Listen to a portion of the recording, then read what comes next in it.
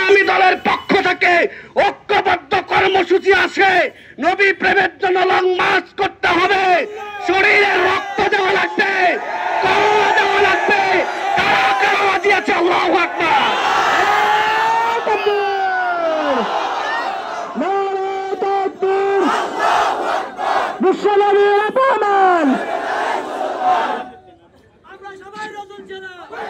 সংগ্রামী তাওহীদ মুসলিম জনতা, আপনারা সকলে অবগত আছেন, আমরা এখানে একত্রিত হয়েছি কোন সরকার সংগঠন করার জন্য নয়।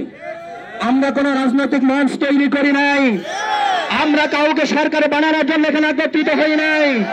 আপনারা সবাই জানেন আহমদ শফি রাহিমাহুল্লাহর নেতৃত্বে বাংলাদেশে না পৃথিবীর ইতিহাস হয়েছিল 5 মে 13 সালে ছাপড়া চত্বরে।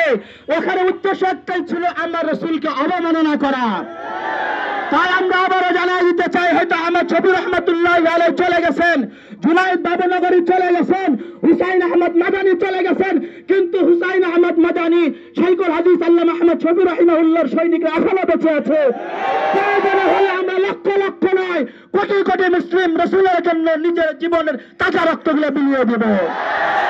এরপরে যে আপনাদের সামনে সংক্ষিপ্ত এবং সমাপ্তি দোয়া ও মোনাজাত নিয়ে আসছেন বাহাদুরপুর ইউনিয়ন আলামা পরিষদের সম্মানিত সভাপতি হযরত মাওলানা মুফতি আল আমিন সাহেব।